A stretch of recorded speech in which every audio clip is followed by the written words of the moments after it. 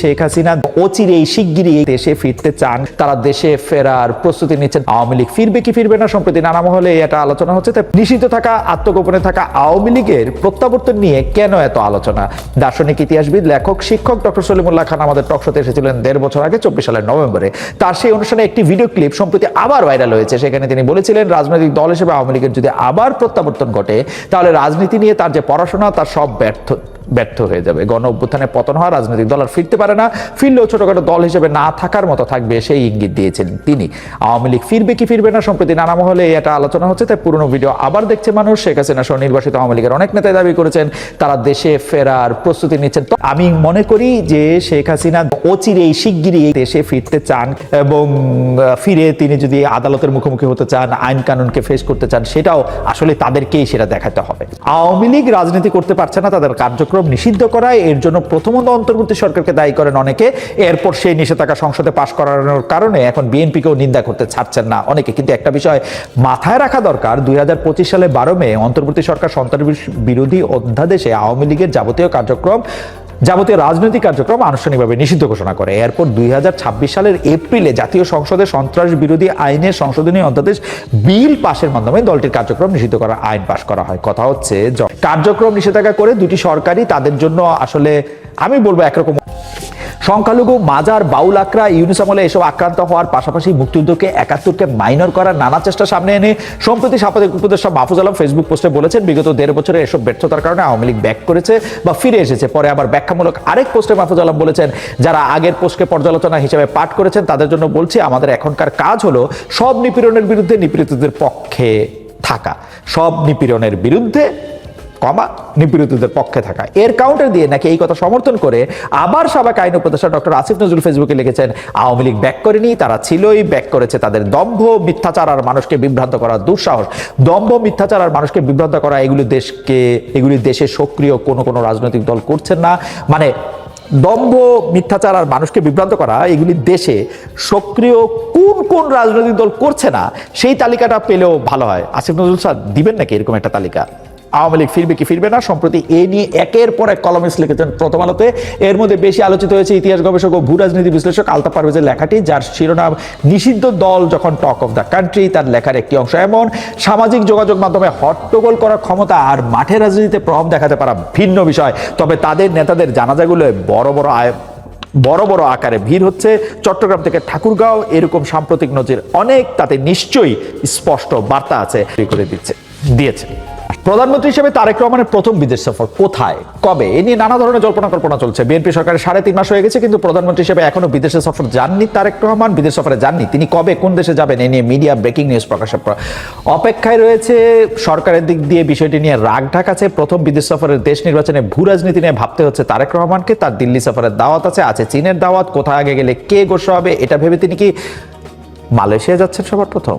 সেটাই বলছে গুরুত্বপূর্ণ সংবাদ মাধ্যমগুলি। প্রধানমন্ত্রী তারেক রহমান মালয়েশিয়া যদি প্রথমে যান তাহলে সেই দেশের শ্রম বাজার যাতে উন্মুক্ত হয় সেটা দয়া করে দেখবেন, কারণ দরজাটি বন্ধ থাকায় অনেকেই দেশে বেকার জীবন কাটাচ্ছে। এমন একটি আলোচনাও আছে যে মালয়েশিয়া থেকেই চীনে যেতে পারেন তারেক রহমান। চীনে গেলে একটা না একটা সময় ভারত সফরে যেতে হবে তাকে, সেটার আকর্ষণ ও আগ্রহ কিন্তু প্রথম বিদেশ সফরের চেয়েও বেশি থাকবে সাংবাদিক, কূটনীতিক এবং রাজনৈতিক সবার কাছেই। এদিকে প্রথম বিদেশ সফর যে মালয়েশিয়া, সেটাও আপাতত বলতে চায় না সরকার, রাখতে চায় রহস্য। তাই পররাষ্ট্রমন্ত্রী তো এখন জাতিসংঘের সাধারণ পরিষদের সভাপতি নির্বাচিত হয়েছেন। সেপ্টেম্বর থেকে তিনি দায়িত্ব গ্রহণ করবেন, তাকে আমরা অভিনন্দন জানাই। তিনি জাতিসংঘের সাধারণ পরিষদের সভাপতি হয়েছেন। অবশ্য তাতে আমার কি হয়েছে, আমার কি লাভ হয়েছে সেটা আমি জানি না। ৪০ বছর আগে হুমায়ুন রশীদ চৌধুরীও জাতিসংঘের সাধারণ পরিষদের সভাপতি হয়েছিলেন, তখন আমার কি লাভ হয়েছিল সেটাও আমি জানতাম না। সে যাক, অনেকে আমাকে বলে থাকেন যে আমি খলিলুর রহমানের বিপক্ষে অনেক বেশি কথা বলি। খলিলুর রহমানের পক্ষে আমাকে দুই একটা কথা শিখাই দিয়েন। তিনি ভালো ছাত্র ছিলেন, হার্ভার্ডে পড়াশোনা করেছেন, মার্কিন যুক্তরাষ্ট্রের নাগরিক ছিলেন, তিনি দেখতে ভালো, বা তিনি তার পররাষ্ট্র ক্যাডারে ফার্স্ট হয়েছেন, সেগুলি কয়েকটা জানি, আরো কিছু শিখাই দিয়েন, তাহলে তার সম্পর্কে কিছু ভালো কথাও আমি বলবো। যাই হোক, কথায় ফিরে আসি। পররাষ্ট্র প্রতিমন্ত্রী শামা ওবায়দ ইসলাম সর্বশেষ বলেছেন, বহু দেশ থেকে আমন্ত্রণ এসেছে, তবে প্রধানমন্ত্রী কখনো কিভাবে কোন দেশ দিয়ে সফর শুরু করবেন সেটি সম্পূর্ণ তার সিদ্ধান্ত। কিন্তু পত্রপত্রিকা আপন মনের মাধুরী মিশিয়ে নিউজ করে। তবে এ ব্যাপারে যতক্ষণ না পর্যন্ত প্রধানমন্ত্রীর কার্যালয় থেকে অফিসিয়াল কোনো বিবৃতি প্রকাশিত হয়, সংবাদ প্রকাশের জন্য সে পর্যন্ত সবাইকে অপেক্ষাই করা উচিত। সীমান্তে পুশিন নিয়ে নতুন উত্তেজনা, হাদি হত্যা নিয়ে মমতার বক্তব্য নিয়েও আমরা অনেক আলোচনা দেখছি এবং তা অনেক বেশি আলোচনার প্রারম্ভিক সূচনা বলেও মনে হচ্ছে আমার। ভারতের কেন্দ্রীয় সরকারের প্রধানমন্ত্রী নরেন্দ্র মোদীর যে দল, সেই বিজেপির রাজ্য শাখা 1 মাস আগে পশ্চিমবঙ্গের রাজ্য সরকার গঠন করেছে। তা আমরা সবাই জানি। রাজ্যে ক্ষমতা পাওয়ার পরপরই শুভেন্দু অধিকারী সীমান্তে কাঁটাতার বসানোর পক্ষে নিজেদের মত দেন। সেই কাজে সক্রিয় হতে চাইছে বিএসএফ। এর পাশাপাশি তারা সে দেশ থেকে লোকজনকে ধরে ধরে জোর করে বাংলাদেশে পুশিনের চেষ্টাও করছে। সদ্য রাজ্যে ক্ষমতা হারানো মমতা বন্দ্যোপাধ্যায় এটা নিয়ে তেমন কোনো কথা বলছেন না। বিজেপি তাকে এমনভাবে চেপে ধরেছে যেখানে নিজের দলই বলা যায় হাতছাড়া হয়ে গেছে, যেখানে মহারাষ্ট্র মডেল ব্যবহার করে মূলত বিজেপি ক্ষমতায় এসেই পশ্চিমবঙ্গের বিরোধী দলগুলোকে একেবারে নিশ্চিহ্ন করে দিতে চাইছে। যেন এই মডেল দিয়েই ভারতের অনেক রাজ্যে দলগুলোকে ভেঙে চুরে নিজেরা ক্ষমতায় বসেছে বিজেপি, অথবা অনুগতদের সরকার করেছে তারা। ক্ষমতার চেয়ার হারা, প্রায় দল হারা, অসহায় পশ্চিমবঙ্গের সাবেক মুখ্যমন্ত্রী মমতা বন্দ্যোপাধ্যায় খড়কুটো আঁকড়ে ধরার মতো বাংলাদেশে হাদি হত্যাকাণ্ড নিয়ে বিস্ফোরক এক মন্তব্য করেছেন। সম্প্রতি ঢাকায় হাদি হত্যাকাণ্ডের দিকে ইঙ্গিত করে ভারতের স্বরাষ্ট্রমন্ত্রী অমিত শাহকে উদ্দেশ্য করে মমতা বন্দ্যোপাধ্যায় সম্প্রতি বলেছেন কাকে দিয়ে খুন করিয়েছিলেন, কার কার নাম বেরিয়েছিল। আজকের সরকার পরিবর্তন হলো আমি সবটাই জানি, আমার হৃদয়টাই একটা কথার ভান্ডার, তথ্য ভান্ডার, কিন্তু এতদিন আমি বলিনি, কিন্তু আজকে অত্যাচারের শেষ সীমায় গেছে বলে আমাকে মুখ খুলতে হয়েছে।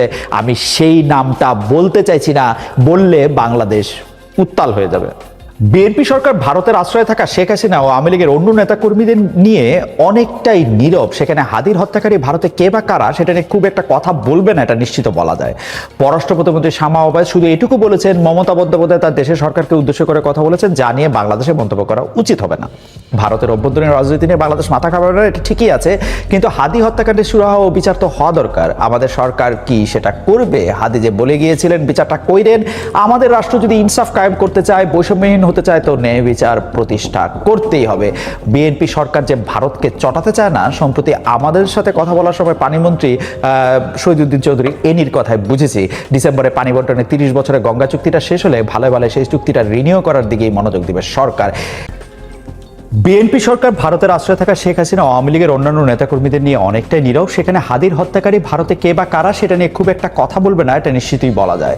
এদিকে মমতা বন্দ্যোপাধ্যায় ওরকম একটি কথা বলার পরপরই আমরা শহীদ ওসমান হাদির ভাই শরীফ ওমর হাদির ফেসবুক পোস্টে আমরা দেখি, উনি লিখছেন, শহীদ ওসমান হাদি হত্যার প্রেক্ষাপট তৈরিতে আমিরে জামায়াতের একজন পিএস জড়িত। হাদিকে ঢাকা 8 থেকে সরিয়ে দেওয়ার জন্য ব্যাপক প্রেসার দেওয়া হচ্ছে আমাদের।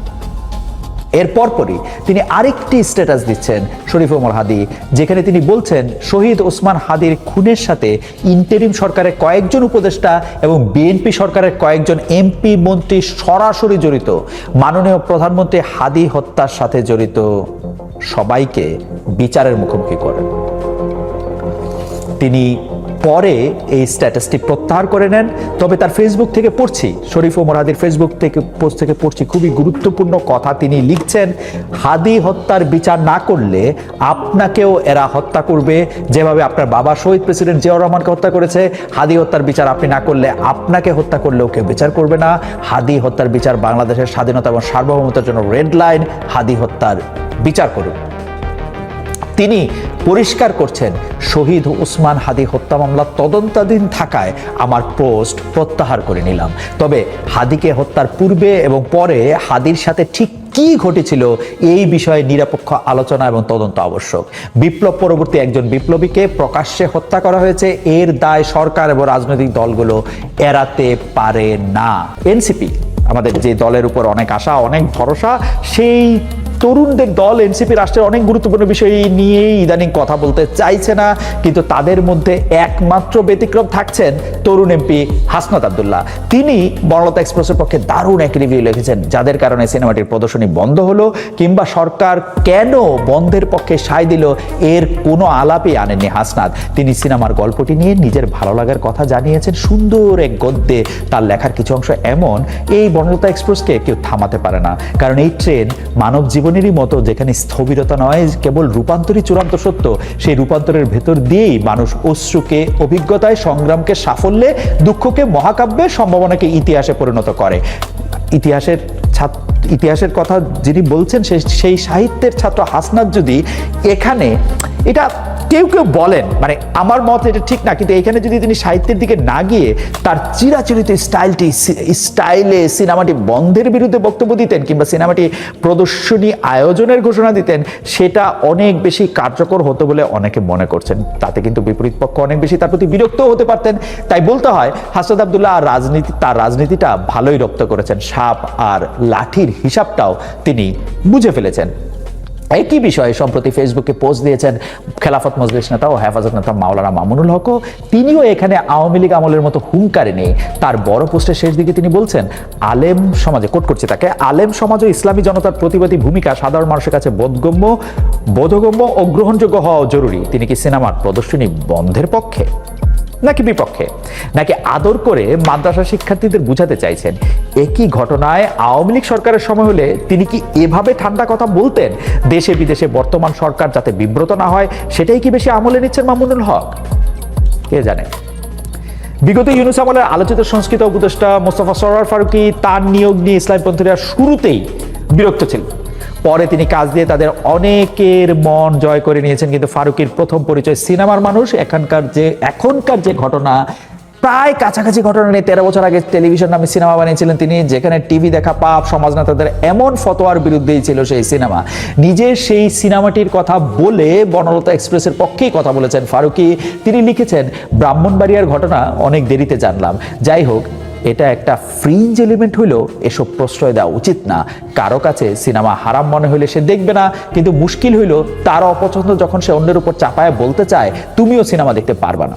আমরা অন্যের সন্তানদের বলার আগে নিজেরা দায়িত্ব পালন করছি কিনা এই প্রশ্নটি করছেন এখন কেউ কেউ। রাজধানী ঢাকার মিরপুরে শিশু ধর্ষণ ও হত্যার পর আরো একটি ঘটনা এখন আলোচিত বিষয়। একজন প্রবীণ নারীর মরদেহ উদ্ধার করা হয়েছে ঘর থেকে। তার সন্তানের আবার বিদ্যা শিক্ষায় চাকরি বাকরিতে প্রতিষ্ঠিত। তো সেই সন্তানদের প্রতি এখন সোশ্যাল মিডিয়ায় এক ধরনের মব চলছে। সেই সন্তানদের শিক্ষক যেন আমরা সবাই, সেই শিক্ষকদের পাল্লায় পড়ে গেছে সরকার বাহাদুরও। আমলা সন্তানটির বিরুদ্ধে ব্যবস্থা নিয়েছে, অথচ প্রকৃত ঘটনা কি? কেন একা মরে থাকলেন বয়স্ক নারী? সন্তানরা কোথায়? কেন দূরে থাকতে? এগুলো নিয়ে তদন্তই শেষ হয়নি। কিছু ঘটলেই, মানে কয়েকটা কথা আমরা বলতেই পারি, কিছু ঘটলেই যে আমরা শিক্ষক হয়ে শেখাতে বসে যাই, মোরাল পুলিশ হয়ে যাই, নিজেদের দিকে কি তাকাই? নিজেরা কি আয়না দেখি? অন্যের বাবা মা সন্তান নিয়ে জ্ঞান দিতে যে সময় আমরা ব্যয় করি, সেই সময়টুকু কি নিজেকে, নিজের বাবা মাকে, নিজের সন্তানদের দিচ্ছি আমরা? প্রবীণ নিবাস, বৃদ্ধাশ্রম, ওল্ড হোম নিয়ে এক ধরনের নেগেটিভ চিন্তা আছে বাংলাদেশে, কিন্তু নানা কারণে এগুলি বয়স্ক মানুষদের জন্য ভালো কিছু হতে পারে। কারণ যে সন্তান রুটি রোজির তাগিদে প্রবাসে থাকে, সে যেখানে বাবা মা যেতে চায় না বা নেওয়ার মতো বাস্তবতা নেই, তখন এর বিকল্প কি হতে পারে? একটি দেশে যা কিছু ঘটে তার দায়িত্ব যারা ঘটায় তাদের নিতেই হবে, কিন্তু মূল দায়িত্ব বা প্রকৃত দায়িত্ব কিন্তু রাষ্ট্রের। দেশের প্রবীণ জনগোষ্ঠীকে নিয়ে আমাদের সরকারকেও ভাবতে হবে, কারণ আইন করে, জবরদস্তি করে সন্তানদের উপর দায় চাপিয়ে এর সমাধান হবে কিনা আমরা জানি না। প্রতিটি পরিবারের প্রেক্ষাপট, প্রতিটি মানুষের শারীরিক মানসিক পরিস্থিতি আলাদা। তাই প্রবীণদের সুন্দর জীবন কিভাবে নিশ্চিত হতে পারে সেই সমাধান বের করতে হবে রাষ্ট্রকেই। কল্যাণ রাষ্ট্রের সেটাই হওয়ার কথা। শেষ কথায় আসি, বিশ্বকাপ ফুটবল আসছে, এই আর কয়দিন পরে এটি শুরু হবে। আমি বরাবরের মতোই বলি, বিশ্বকাপ ফুটবলে আনন্দ করুন। আমাদের জীবনে আনন্দের উপলক্ষ কম। এটাকে গ্রেটেস্ট শো অন আর্থ বলা হয় যে 4 বছর পর পর এরকম একটা আনন্দের উপলক্ষ আমাদের আসে। আমি আবার বলি, বিশ্বকাপ ফুটবলে আনন্দ করুন, কিন্তু মাত্রা ছাড়াবেন না। মানে আপনারাও কিন্তু মাত্রাটা জানেন। আমি মাত্রা ঠিক করে দেওয়ার কেউ না, কিন্তু মাত্রাটা কিন্তু আপনারা জানেন। এটা খেলা। 2026 সালের এই বিশ্বকাপ, এই ফিফা বিশ্বকাপ এই 11 জুন শুরু হতে যাচ্ছে। ফুটবলে বাংলাদেশ দক্ষিণ এশিয়ার স্তরেই গড়াগড়ি খায়। এশিয়ান স্তরে যাওয়ার প্রশ্নই আসে না। ভারতকে বা নেপালকে, পাকিস্তানকে, শ্রীলঙ্কাকে হারাতে পারলেই আমরা ফিং দিয়া দেই 3 দল। তাই বিশ্বকাপ চূড়ান্ত পর্বে খেলা হচ্ছে বহু দূরের স্বপ্ন। কিন্তু আমাদের ফুটবল প্রেমীরা বিশ্বকাপ ফুটবল দেখেন না বলে আমি আর কিভাবে বলবো আমি জানি না। অন্য ফুটবল পরাশক্তিদের সমর্থন দেন, তাদের পতাকা টানিয়ে দেন বাড়ির ছাদে। বিশেষ করে আর্জেন্টিনা, ব্রাজিলের পতাকায় ছেয়ে যায় ঢাকা শহরের আকাশ। কোন এক গ্রামে একটা লম্বা জার্মান পতাকা দেখা যায়। এভাবে ফুটবল থেকে বিনোদন নেয়াই যায়। কিন্তু সমর্থন নিয়ে মারামারি, হাতাহাতি কি ভালো? খুব উচিত একটা কাজ। আর্জেন্টিনা, ব্রাজিল 2 গ্রাম মারামারি করে ফেললো, টেটা দিয়ে একজন আরেকজনকে খুন করে ফেললো। খুব ভালো কাজ। ব্রাজিল ও আর্জেন্টিনার সমর্থকেরা পরস্পরকে খোঁচা দিয়ে মজা নিচ্ছে, এটা গ্রহণযোগ্য? আমি ঠিক আছে ভাই, খোঁচা দেন, মানে ব্রাজিল একটা রেলি বাইট করছে, আপনারা গিয়া তাকে আর্জেন্টিনার সমর্থক রেখে একটা 7 আপ দিয়ে আসে, বা আর্জেন্টিনার সমর্থকরা রেলি বাইট করছে, আপনারা দেখার যে ফুটবল আসলে হাত দিয়ে খেলে, ম্যারাডোনার সেই বিখ্যাত হ্যান্ড অফ গড স্মরণ করে, এগুলি করে, কিন্তু তাই বলে মারামারি করবে?